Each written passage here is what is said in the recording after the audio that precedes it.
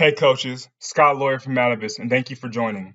In today's discussion, we're really going to focus on closing space and also introduce you to the closed space drill. At Atavus, when looking at the pre-contact, we focus on three key elements.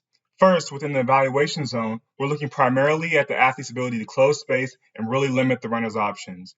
Next, within the decision-making zone, we're focused more with the leverage, so tracking the near hip, taking effective angles to maximize shoulder contact. Lastly, finishing with the action zone, where we're all focused on footwork and effective strike timing. All this is sequential, coaches, with the goal of maximizing body-on-body contact. When coaching the closing of space, focus on these goals. First, as the defender is continuously moving towards the runner to really limit the options. You want him to be closing aggressively, not on his heels waiting. Also, we talk a lot about preventable yards at Atavus. And what I mean by that, coaches, is the yardage between the defender and the runner that he could have simply reduced by closing space. Some keys to look for in terms of proper execution when closing is that the defender is identifying the target and pursuing, and also reacting to obstacles and blocks in a control position. In this next clip, you'll see an example of preventable yards. So watch as the defender begins to close space and enter the evaluation zone.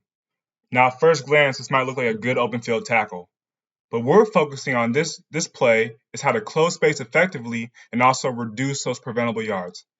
So you'll see the defender is on his heels waiting. That offensive player is able to get upfield and take advantage of that yardage. Now, we acknowledge that this is a very tough situation for any athlete to be in, last line defense, open field one-on-one tackle situation. But we're trying to emphasize the importance of closing space to really get the runner to go lateral, but also for the defender to maximize his positive knockback tackle opportunity.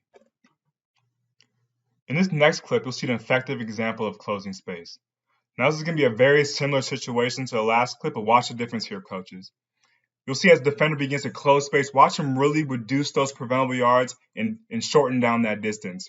Also, you'll notice that he forces the runner to get lateral, making for a more effective shoulder-led tackle.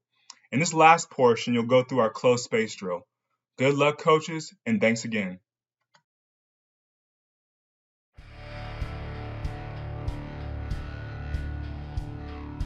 The closed space drill is a fundamental tracking drill.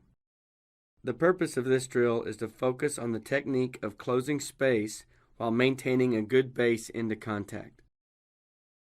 This drill teaches players how to effectively close space by keeping a good base while they adjust their speed, and effectively timing the finish with a proper near-foot power step. Let's take a look.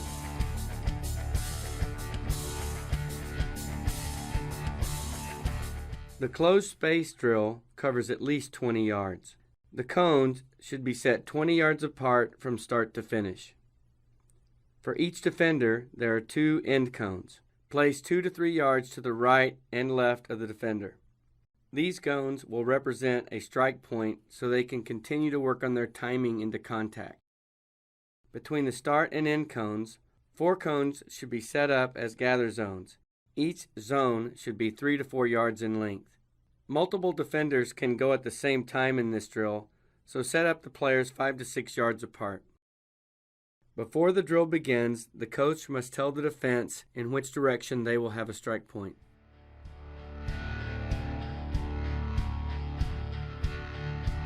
On go, the defenders begin running forward. When the defenders reach the gather zone, they must maintain a proper base while shortening their stride and chopping their feet. Defense then transitions back to a run as they exit the gather zone. Repeat for the second gather zone.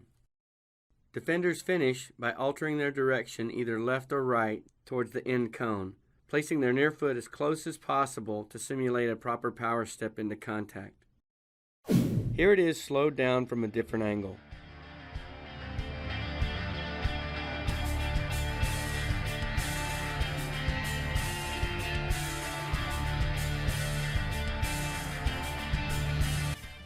Be sure to emphasize these key coaching points. The defenders should continue moving forward the entire time. Players should adjust their stride based on speed.